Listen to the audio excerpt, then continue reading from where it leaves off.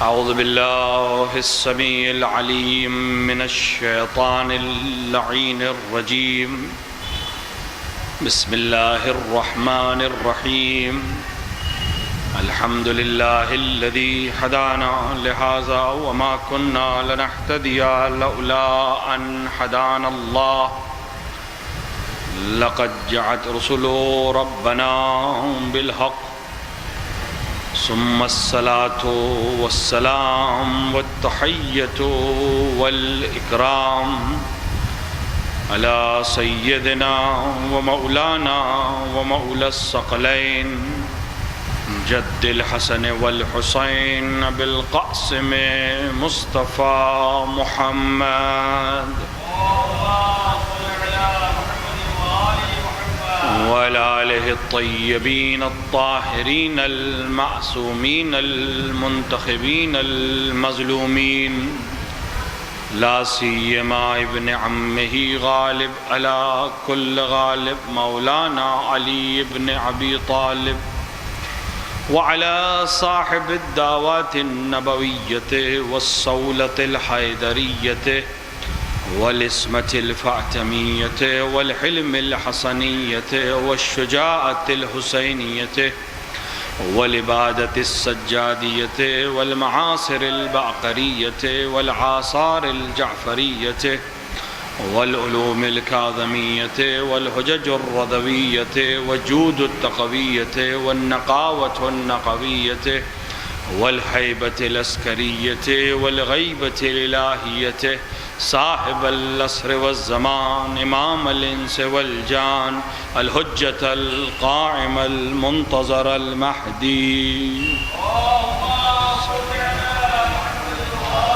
ولعنة الله على أعدائهم أجمعين من يوم ظلمهم إلى لقاء يوم الدين وبعد يوم الدين. أما بعد، فقد قال رسول الله صلى الله عليه وآله: إن في قتل الحسين حرارة في قلوب المؤمنين لا تبردوا أبدا. صلوات پر محمد وآل محمد. ارباب اعزاء ماتمداران سید الشہداء، ختمی مرتبت حضرت محمد مصطفیٰ صلی اللہ علیہ وآلہ کی حدیث مبارکہ، جس میں آپ نے امام حسین کی شہادت کے سلسلے سے یہ جملہ ارشاد فرمایا کہ یقیناً قتل حسین سے مومنین کے قلوب میں ایسی حرارت پیدا ہوگی جو کبھی ٹھنڈی نہیں ہوگی۔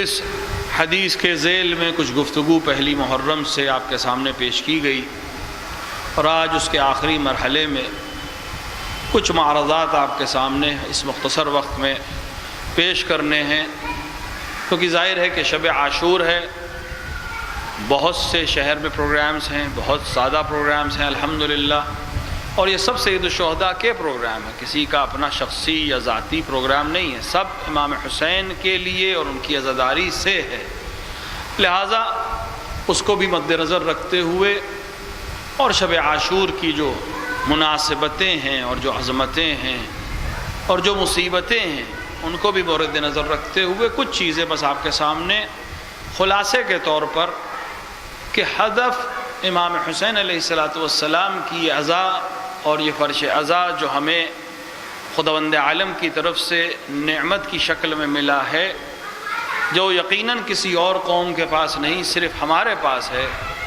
اور ہماری ذمہ داری ہے کہ ہم اس کو بخیر و خوبی اگلی نسل تک پہنچائیں، اور شکر نعمت، سب سے بہترین شکر نعمت اس نعمت سے صحیح استفادہ ہے۔ امام حسین کی فرش عزا بہترین ذریعہ ہے کسی بھی عبد کی معرفت کے لیے، کسی بھی بندے کی معرفت کے لیے، کسی بھی عظمت تک پہنچنے کے لیے، انسان کو کمال تک پہنچانے کے لیے، اور خداوند عالم نے انسان کی خلقت پر جو فقر و مباحات کیا تھا، اس انسان کامل تک پہنچنے کے لیے اگر کوئی درسگاہ ہے، کوئی یونیورسٹی ہے، کوئی کالج ہے، کوئی ایسی جگہ ہے جہاں ہر ایک کو اس مقام تک پہنچنے کا درس دیا جا سکتا ہے، تو وہ فرش عزائے حسین مظلوم ہے، کہ اس کے علاوہ کوئی جگہ ایسی نہیں ہے جہاں سب کو درس دیا جا سکے.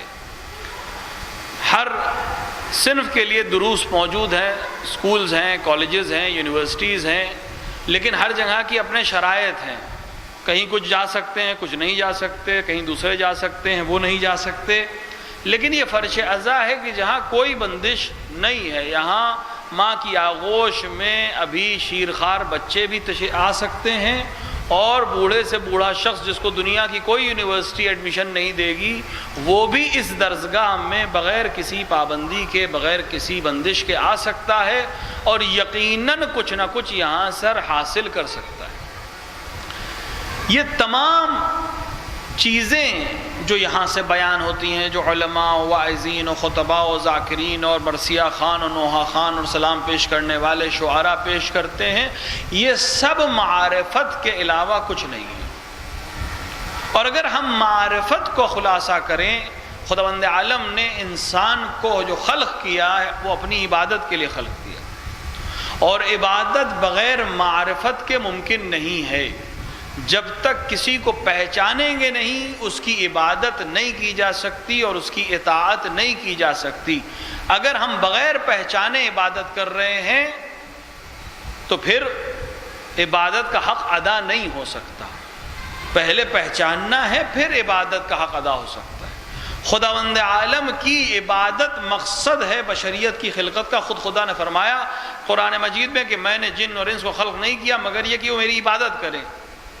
یہ عبادت بغیر معرفت کے ممکن نہیں ہے. جب تک پہچانیں گے نہیں وہ عبادت نہیں ہو سکتی جو عبادت کا حق ہے. اس معرفت کے لیے خداوند عالم نے ایک سلسلہ پیدا کیا جو انبیاء اور اولیاء اور ائمہ کا سلسلہ ہے، تاکہ وہ انسانوں کو معرفت کرائے اس خدا کی جو خالق ہے، جس کے لیے اس دنیا کو بنایا گیا، جس نے اس دنیا کو بنایا، اور جو اپنی عبادت کے لیے انسانوں کو خلق کر رہا ہے. تو معرفت کے مراحل کیا ہیں یہ بس تھوڑا سا آپ ہم سے سن لیں. خود رسول اکرم صلی اللہ علیہ وآلہ وسلم نے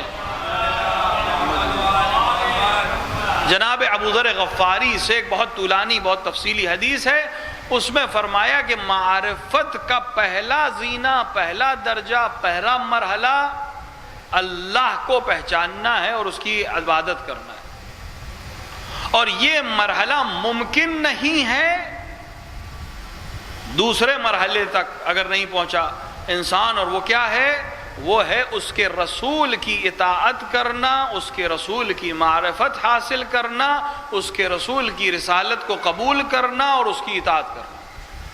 کیوں؟ کیونکہ اگر رسالت مآب کو نہیں پہچانا تو اپنے ذہنی خداؤں کی تو پرستش ہو سکتی ہے، اس خدا کی پرستش نہیں ہو سکتی جس نے ہمیں بھیجا ہے. ایسا نہیں ہے کہ اگر رسول اکرم دنیا میں نہیں آتے تو لوگ پرستش نہیں کر رہے تھے، لوگ تو پرستش کر رہے تھے. انسان کی فطرت میں ہے عبادت کرنا. اگر آپ افریقہ کے کسی جنگل میں چلے جائیں جہاں ابھی تمدن نہیں پہنچا، ابھی بھی بہت سی جگہیں دنیا میں جہاں تمدن نہیں پہنچا ہے، ثقافت نہیں پہنچی ہے، وہاں بھی کسی نہ کسی کی وہ پرستش کرتے ہیں. وہ پرستش بتا رہی ہے کہ وہ فطرت انسانی ہے کسی کی پرستش کرنا، کسی اعلیٰ کی پرستش کرنا. یہ ذہن انسانی میں ہے کہ کوئی ہے جس نے ہمیں بھیجا ہے، ہم خود بخود نہیں آ گئے ہیں، کسی نہ کسی نے بھیجا ہے. تو پرستش وہ کر رہے ہیں، لیکن وہ اس خدا کی پرستش نہیں کر رہے ہیں جو واقعی ہے. تو پرستش فطرت میں ہے. وہ پرستش صحیح ہو جائے، عبادت میں تبدیل ہو جائے، اس کے لیے معرفت ضروری ہے.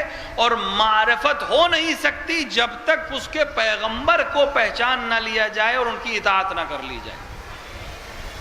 اور پیغمبر کہتے ہیں، اور تیسرا مرحلہ جو سب سے اہم مرحلہ ہے، خود پیغمبر اس حدیث شریف میں فرماتے ہیں، وہ ہے میرے اہل بیت سے محبت اور ان کی اطاعت کرنا. کیوں؟ کیونکہ اگر اہل بیت سے محبت اور اطاعت نہیں کی تو رسول کی اطاعت نہیں کی، اور اگر رسول کی اطاعت نہیں کی تو اس خدا کی اطاعت نہیں کی جس نے رسول کو بھیجا تھا. یہ سب ایک دوسرے سے جڑے ہوئے ہیں. ہم نماز کے بعد جو دعا پڑھتے ہیں وہ کیا دعا ہے؟ کہ خدا اپنے آپ کو پہچانوا دے. اللہم عرفنی نفسک، خدایا اپنی پہچان کروا دے کہ جس نے تجھے نہیں پہچانا وہ ہلاک ہو گیا، اس نے دین نہیں جانا۔ اس کے فوراً بعد ہم کیا دعا کرتے ہیں؟ خدایا اپنے نبی کو پہچانوا دے کہ جس نے تیرے نبی کو نہیں پہچانا اس نے تجھے نہیں پہچانا۔ اور اس کے فوراً بعد ہم کہتے ہیں خدایا اپنے ولی اور حجت کو پہچانوا دے کہ جس نے تیرے ولی اور حجت کو نہیں پہچانا اس کا دین چلا گیا۔ تو سلسلہ ایسا نہیں ہے کہ ادھر سے، سلسلہ ادھر سے ہے۔ ولی کو پہچاننا ہے تاکہ رسول کی اطاعت ہو، رسول کی اطاعت کے نتیجے میں خدا کی اطاعت ہوگی۔ حسین جو میدان کربلا میں آئے وہ اسی سلسلے کو نصب کرنے کے لیے آئے تھے۔ کیا حسین کے زمانے میں نماز نہیں ہو رہی تھی؟ نماز تو لوگ پڑھ رہے تھے۔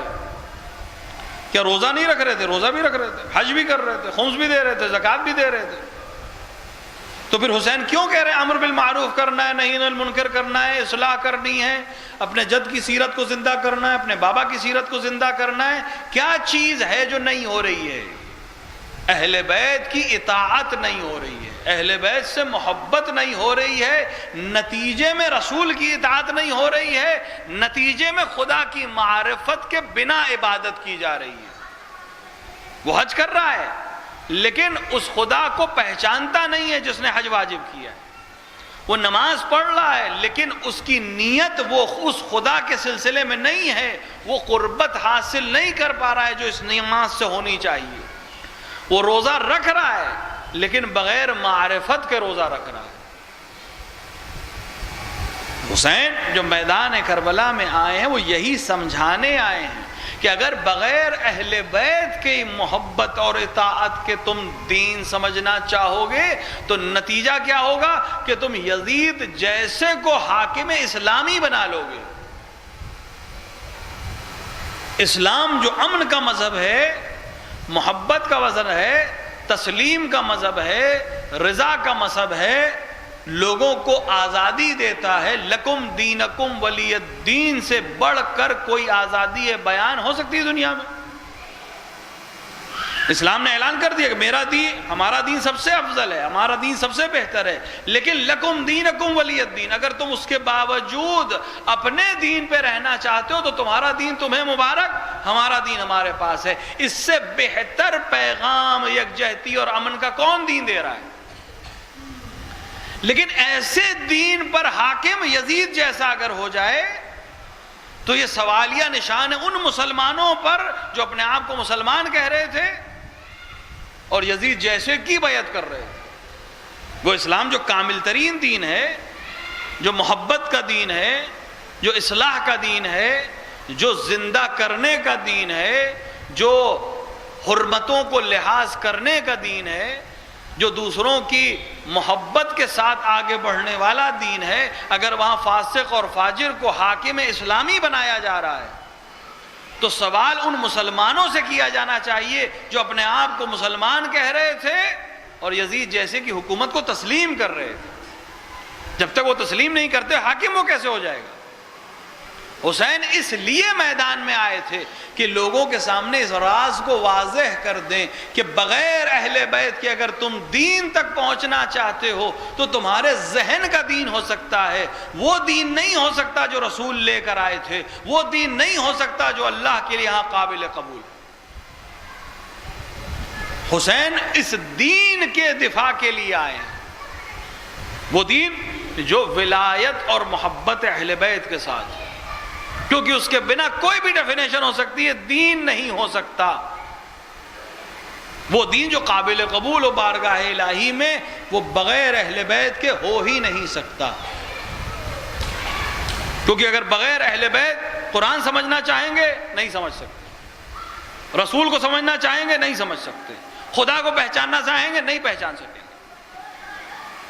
اب وقت نہیں ہے، موقع نہیں ہے، شب عاشور ہے، ہم تفصیل میں نہیں جا سکتے، ورنہ اہل بیت نے جس خدا کو پہچنوایا ہے وہ کون ہے، اور دنیا کی کتابوں میں جو خدا لکھا گیا ہے، یعنی مسلمانوں کی حدیث کی کتابوں میں جو خدا لکھا گیا ہے، اگر ان کا مقابلہ کریں گے تو آپ کو ہنسی آئے گی۔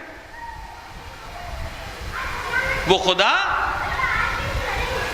جو کسی آسمان سے اتر کے دوسرے آسمان پہ بیٹھے جس کے بیٹھنے سے آوازیں آئیں، ہم کسی ایسے خدا کی پرستش کرتے ہیں؟ یہ کیوں ہے؟ کیونکہ ایسے خدا کی پرستش کر رہے ہو جس کو اہل بیت سے نہیں لیا ہے. ایک ایسا رسول جو ایسا عمل کرے جو ہم اور آپ اپنے معاشرے میں نہیں کرتے ہوں. منبر کی حرمت مانے ہیں، لیکن رسول کی طرف ایسے عمل کی نسبت دینا جو ہم اور آپ اپنے معاشرے میں پسند نہیں کرتے کرنا، وہ ختمی مرتبت کی طرف نسبت کیوں دی جا رہی ہے؟ کیونکہ وہ رسول ذہن کا بنایا ہوا یا لوگوں کا بنایا ہوا رسول ہے، اہل بیت کے در سے لیا ہوا رسول نہیں. اہل بیت بتائیں گے رسول کیسے ہیں، عظمت رسول کیا ہے، خدا کی عظمت کیا ہے، خدا کی معرفت کیا ہے، یہ اہل بیت بتا سکتے ہیں، ان کے علاوہ کوئی نہیں بتا سکتا. اس سلسلے کو زندہ رکھنے کے لیے حسین کربلا میں آئے اور اس سلسلے کی بقا کے لیے حسین کا ساتھ وہ دے رہے تھے جو معرفت کے اعلیٰ درجے پہ پہنچ چکے تھے، جو اطاعت کے ان مراحل پہ پہنچ گئے تھے کہ حسین کہہ رہے تھے چلے جاؤ، اور وہ کہہ رہے تھے کہ اگر آپ کو چھوڑ کر چلے گئے تو کیا ملا، اور جس نے آپ کو پا لیا اس نے کیا کھویا. یہ معرفت ہے، کیونکہ وہ سمجھ رہا ہے کہ اگر امام حسین مل گئے تو سب مل گیا ہے، اور اگر امام حسین کو میں چھوڑ کر چلا بھی جاؤں گا اس دنیا میں کتنے سال جیوں گا، 10 سال 20 سال 30 سال 50 سال، آخر موت آئے گی. حسین کو چھوڑ کر جب مروں گا تو وہ موت کہلائے گی، حسین کے ساتھ جو مروں گا وہ حیات کہلائے گی.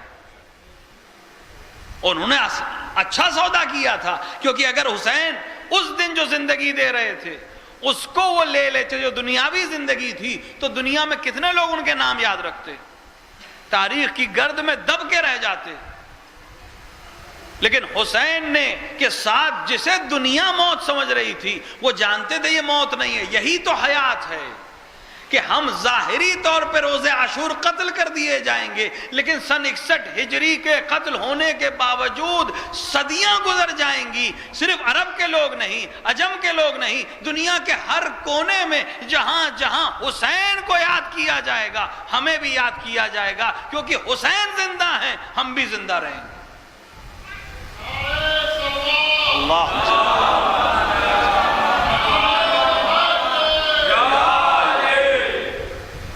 اور یہ سلسلہ صرف روز عاشورہ تک نہیں ہے، اس کی بہترین مثال خود ہمارا شہر ہے. دنیا میں کتنے سلاطین آئے اور چلے گئے، کتنی بادشاہتیں آئیں اور ختم ہو گئیں، تاریخ کے ورق میں ان کے نام رہ گئے ہیں، میوزیم میں ان کی تصویریں رہ گئی ہیں. لیکن اگر نام زندہ رکھنا ہے تو شہدائے کربلا نے درس یہ دیا تھا، اپنے آپ کو حسین سے ملا لو، حسین چونکہ زندہ رہیں گے تم بھی زندہ رہو گے. آج سلاطین اودھ کو کیوں یاد رکھا گیا ہے؟ کیونکہ انہوں نے اپنے خزانوں سے اپنے محل نہیں بنائے، حسین کی امام بارگاہیں بنائی. جس نے امام بارگاہ بنائی وہ زندہ رہ گیا. حسینیہ امام کے لیے بنایا تھا، لیکن حسین نے اس طرح سے نوازا کہ حسینیہ امام کا ہے، نام آصف الدولہ کا رہے گا، نام امجد علی شاہ کا رہے گا، نام محمد علی شاہ کا رہے گا. اگر وہ بھی اپنے قصر بنانے میں لگ جاتے تو بڑے بڑے سلطنتیں ختم ہو گئی، نام بھی گم ہو گئے. جب تک حسینی زندہ رہیں گے، جب تک عزاداری ہوتی رہے گی، تب تک ایک بار ضرور یاد کیا جائے گا کہ کوئی بادشاہ تھا جس نے محبت حسین میں اس کو بنایا تھا. دنیا میں کتنے شاعر آئے اور چلے گئے. اگر آپ ادب کے اسٹوڈنٹ ہیں تو آپ پڑھیں گے اس کو، ورنہ کون پڑھتا ہے. لیکن 200 برس گزرنے کے بعد بھی آج بھی گلیوں میں، کوچوں میں، دیہاتوں میں لوگ انیس کا کلام پڑھتے ہیں. صرف آپ کے شہر تک محدود نہیں ہے، بلکہ اس ملک تک محدود نہیں ہے، کیونکہ اس ملک سے لوگ ہجرت کر کے جب دوسرے ممالک میں گئے تو عزاداری تو یہیں سے لے کے گئے تھے. اردو زبان میں دنیا میں جہاں بھی عزاداری ہو رہی ہے، انیس کو پڑھا جا رہا ہے، دبیر کو پڑھا جا رہا ہے. یہ ان کے زندہ ہونے کی علامت ہے. ظاہر ہے جسم ان کا ختم ہو گیا, مٹی میں چلا گیا, لیکن کلام زندہ ہے. کیوں زندہ ہے؟ کیونکہ اس زندہ کے لیے کہا تھا جو صبح قیامت تک زندہ رہنے والا ہے. یہ احسان اہل بیت کا یہ کرم ہے, جو ان سے منسلک ہو گیا وہ زندہ رہے گا. یہ شب منسوب ہے اصحاب حسینی سے. ہمارے شہر کا دستور ہے, البتہ تقریباً ثقافت ہند و پاک میں یہ ہے کہ شب عاشور ہم امام بارگاہوں میں چراغاں رکھتے ہیں. اس کی یہ کیوں رکھتے ہیں؟ اکثر لوگ جاتے ہیں کہ ایک امام بارگاہ میں جائیں گے, پھر دوسری میں جائیں گے, پوری شب تقریباً اسی میں بسر ہوتی. بہترین عمل ہے آج کی رات جاگنا, اور اس میں بہترین عمل ہے سید الشہداء پر گریہ کرنا. آج میں تفصیل سے روایت دیکھ رہا تھا, جو شخص شب عاشور جاگے, گریہ کرے یا دوسروں کو گریہ کروائے, شب عاشور حسین کو یاد کرے, حسین کی مصیبت کو یاد کرے, گریہ کرے, دوسرے کو رلائے یا تباکی کرے, یعنی چہرہ گریہ زدہ انسان جیسا بنائے. رونا نہیں آ رہا ہے لیکن شکل رونے والی ہے. تو روایت بہت تفصیلی روایت ہے, کہہ رہی ہے کہ آخر میں کہ روز محشر خدا اسے اس طرح سے محشور کرے گا کہ وہ شہیدوں کے خون میں آغشتہ ہوگا. وہ خود شہید نہیں ہوا ہے, لیکن انہی شہیدوں کے خون کے ساتھ محشور کیا جائے گا جو حسین کی رکاب میں شہید ہوئی. اتنی عظمت ہے اس عزاداری کی. تو امام بارگاہوں میں ہم جو جاتے ہیں, کیوں اس امام بارگاہ کو ہم شب عاشور روشن رکھتے ہیں؟ یہ علامت ہے, ظاہر علامت ہے, ہر چیز علامت ہے کسی چیز کی. یہ آگ جو روشن ہے جس کے اوپر عزادار ماتم کرتے ہیں, یہ اپنے آپ کو مماسات, ایک لفظ ہے مماسات کرنا, یعنی اپنے آپ کو اس عمل کے نزدیک لے جانا جس پر محبوب گزرا. کہ اگر حسین کے خیموں میں آگ لگی تھی اور حسین کے بچوں کو آگ پر سے گزرنا پڑا تھا, تو ہم کچھ دیر کے لیے آگ پر سے گزر کر اپنے آپ کو محسوس کرائیں. یہ تو ان کی محبت ہے کہ وہ ہمارے عزاداروں کو جلنے نہیں دیتے. یہ ہمارے جوان جو ماتم کرتے ہیں, چھریوں کا ماتم, قما کا ماتم, اللہ ان سب کو سلامت رکھے, یہ مواسات ہے, اپنے آپ کو نزدیک کرنا. آج صبح زخم لگ گیا ہاتھ میں, پٹی باندھ کے ہم بیٹھے, کسی نے کہا بہت گہرا زخم تھا, کسی نے کہا کہ بہت گہرا زخم ہے, تکلیف. اپنے ہاتھ تکلیف ہے, لیکن ایک بات سوچتا ہوں, ایک زخم ہے, اپنے ہی ہاتھ سے غلطی سے لگا ہے, گہرا ہے لیکن ایک ہے, دوا بھی مل گئی ہے. میرے آقا کے بدن پہ 950 زخم تھے.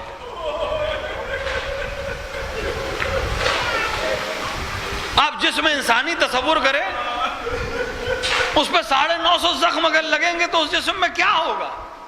یعنی زخم پر زخم تھے, اور حسین کے زخم کا مداوا کرنے والا بھی کوئی نہیں ہے. شب عاشور ان عزاخانوں میں رونق کیوں ہے؟ علامت ہے. کس چیز کی علامت ہے؟ کہ آج حسین کے خیمے میں افراد زندہ ہیں. آج ہر خیمے میں چراغ روشن ہے, آج ہر خیمے سے تسبیح اور تہلیل اور نماز کی آوازیں آ رہی ہیں. کہیں بریر باتیں کر رہے ہیں, کہیں حبیب تقریر کر رہے ہیں, کہیں زہیر ابن قین دوسروں کو داد شجاعت دے رہے ہیں. یہ آج امام باڑے جو ہمارے روشن ہیں, یہ اسی علامت کے طور پر ہیں کہ یہ خیمے حسین کے آباد ہیں. کل جب آپ یہاں آئیں گے تو یہاں اندھیرا ہوگا. یہ اندھیرا کس چیز کے لیے؟ کیونکہ خیام حسینی کل شب میں جل چکے ہوں گے. یہ شب عاشور آخری رات ہے جب لیلا علی اکبر کو دیکھ رہی ہیں, جب ام فروہ قاسم کے چہرے کو دیکھ رہی ہیں, جب زینب بانو محمد کو دل بھر کے دیکھ رہی ہیں. حسین تصویر پیغمبر کو کتنی بار دیکھتے ہوں گے کہ کل یہ تصویر خون میں آغشتہ ہوگی. شب عاشور، عبادتوں کے وہ رات جس میں حسین کے سارے چاہنے والے حسین کو گھیرے ہوئے۔ سیدانیوں کو کتنا اطمینان ہے آج کی شب۔ کیوں اطمینان ہے؟ کیونکہ خیمے کا طلایہ ابو الفضل عباس کر رہے ہیں۔ ایسا نہیں کہ دشمن 9 تاریخ کے لیے ملتا ہے کہ حسین چاروں طرف سے گھیرے جا چکے ہیں، اب کوئی حسین تک نہیں آ سکتا۔ اور یہی وجہ ہے حسین اپنے اصحاب سے کہہ رہے تھے کہ اب ہم تک کوئی نہیں آ سکتا، جا سکتے ہو۔ حسین سے ساتھ چھوڑنے والوں سے کوئی مطلب نہیں تھا۔ حسین کا جملہ بتا رہا ہے اگر جانا چاہتے ہو تو چلے جاؤ۔ اس طرح سے راستہ روکا گیا ہے کہ اگر کوئی حسین کو چھوڑنا چاہے تو ہم اس کو آزاد کر دیں گے، لیکن حسین کا مدد کرنے والا کوئی نہیں آ سکتا۔ شاید یہی کوئی موقع ہوگا جب حسین نے اپنے اصحاب کو اکٹھا کیا ہوگا، حجتوں کو تمام کیا ہوگا، چراغ کو گل کیا، یہی کہہ کر گل کیا کہ اگر شرم آتی ہے تو اس اندھیرے میں چلے جاؤ، اور اس کے باوجود بھی شرم آتی ہے تو ہمارے گھر سے کسی ایک بچے کا ہاتھ پکڑ کے اپنے ساتھ چلے جاؤ۔ ایک جملہ آپ کی نظر کروں، حسین نے یہ جملہ کہہ دیا، وہاں خاموشی تھی۔ ظاہری طور پر نہ حسین انہیں دیکھ پا رہے تھے اس اندھیرے میں، نہ وہ حسین کو دیکھ پا رہے تھے۔ یہ تو معلوم ہے کوئی نہیں گیا، لیکن اس وقت امکان میں تھا، لوگ جا سکتے تھے، حسین نے اجازت دی تھی۔ اس وقت حسین نے ایک جملہ کہا، کاش میں اس جملے کو ادا کر سکوں، آپ سمجھ سکیں۔ حسین نے کہہ دیا چلے جاؤ، حجت تمام کر دی۔ کچھ دیر بعد حسین نے ایک شخص کا نام لیا۔ حسین نے کہا عباس چراغوں کو روشن کر دو۔ اس جملے کا مطلب سمجھے آپ؟ یعنی حسین کو یقین تھا کہ سب جا سکتے ہیں، سب مجھے چھوڑ کر جا سکتے ہیں، لیکن میرا بھائی عباس کہیں نہیں جائے گا، لہٰذا یقین سے کہا تھا عباس چراغوں کو روشن کر دو۔ کتنا یقین ہے حسین کو عباس کی وفاؤں پر۔ شب کے سناٹے میں حسین نے مہلت لی ہے عبادت کے لیے۔ حسین عبادتوں میں مصروف، اصحاب حسین عبادتوں میں مصروف۔ شب کے کسی پہر میں حسین کے صحابی نے دیکھا کہ حسین مقتل کی طرف جا رہے ہیں۔ اسے ڈر ہوا، خوف ہوا کہ کہیں ایسا نہ ہو دشمن اکیلا ہونے کا فائدہ اٹھا کر شب میں حسین پر حملہ کر دیں، لہٰذا آہستہ سے حسین کے پیچھے پیچھے چلنے لگے۔ دیکھا ایک مقام پر امام بیٹھے، کچھ گرد ہٹائی، کچھ خش و خاشاک ہٹائے، کچھ دیر گفتگو کی، نہیں سمجھ میں آیا امام کیا کہہ رہے ہیں۔ اس کے بعد حسین اٹھے، آگے بڑھ گئے، پھر کسی مقام پر رکے، پھر خس و خاشاک کو ہٹایا، کانٹوں کو دور کیا، اس زمین کو صاف کیا، کچھ دیر کھڑے رہے، پھر آگے بڑھ گئے۔ اس اثناء میں ایک بار حسین کو محسوس ہوا کہ پیچھے کون آ رہا ہے۔ روایات میں اختلاف ہے کہ یہ شخصیت کون ہے، لیکن حسین نے جب پوچھا کہ کون ہے، انہوں نے اپنا نام بتایا۔ میرے پیچھے کیوں آئے ہو؟ کہا آقا آپ اکیلے جا رہے تھے، مجھے لگا دشمن حملہ نہ کر دیں، لہٰذا آپ کے پیچھے ہو لیا۔ کہا آ گئے ہو تو اب ساتھ چلو۔ کہا آقا آپ اس مقتل میں، اس اندھیرے میں کیا کر رہے ہیں؟ دشمن ہر طرف سے گھیرے ہے، کبھی بھی آپ پر حملہ ہو سکتا ہے۔ کہا ہاں میں اس مقتل میں آ گیا، کل میرے چاہنے والے اسی مقتل میں جام شہادت نوش کریں گے۔ میں آ گیا کہ جب وہ زمین پر گریں تو یہ زمین کے کانٹے ان کی بدن کو اذیت نہ کریں، یہ پتھر انہیں اذیت نہ کریں۔ میں کہوں گا مولا اپنے چاہنے والوں کی اتنی محبت، آپ جس وقت گریں گے اس وقت کون آپ کی نصرت کرے گا؟ اجرکم اللہ۔ ہاں آواز دینا شروع کی، وہ جو مقام دیکھ رہے ہو وہاں علی اکبر شہید کیے جائیں گے، وہ جو مقام دیکھ رہے ہو وہاں حبیب گھوڑے سے تیورا کے زمین پہ گریں گے، اس مقام پر قاسم کو پامال کیا جائے گا، اس مقام پر اون و محمد اپنے گھوڑے سے زمین پر گریں گے۔ حسین بتاتے جا رہے ہیں، یکا یک محسوس ہوا کہ صحابی کا ذہن آپ کی طرف نہیں ہے، متوجہ نہیں ہے۔ آواز دی، دوسری آواز دی، ظاہراً نافع ہیں، نافع کو آواز دی، نافع تم سن نہیں رہے ہو؟ کہا آقا آپ جب گفتگو کر رہے تھے مجھے یہاں نشیب سے کسی ضعیفہ کے رونے کی آواز آئی، آقا مجھے معاف کیجئے گا، میں آپ کی طرف متوجہ نہیں ہوا، لیکن اس آواز میں بہت درد تھا آقا، بالکل ایسے جیسے کوئی بوڑھی ماں اپنے جوان پر روتی ہے۔ حسین نے کہا اے نافع یہ کوئی اور نہیں، میری ماں فاطمہ ہے جو مدینے سے میرے ساتھ چلی ہے، جب روز عاشوراء میں گھوڑے سے نیچے گروں گا، سمر سینے پہ سوار ہوگا، کوئی میرا ساتھ دینے والا نہیں، صرف میری ماں ہوگی جو دامن کو پھیلائے ہوگی اور کہہ رہی ہوگی حسین صبر کرنا، زہرا تمہارے ساتھ۔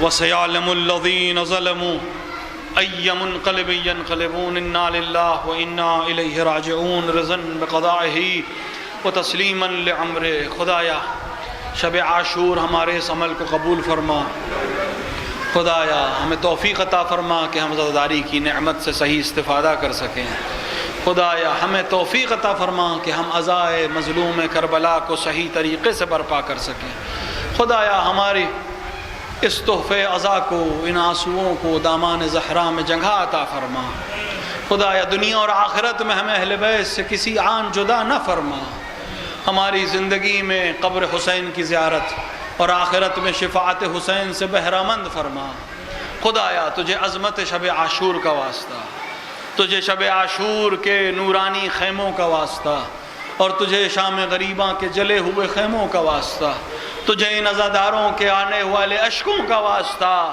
ان حسینیوں کی رونق کا واسطہ، منتقم کربلا کے ظہور میں تعجیل فرما، ان در ظہور اپنے امام کو پہچاننے ان کی نصرت کرنے کی توفیق عطا فرما، ربنا تقبل منا انک انت السمیع الدعاء۔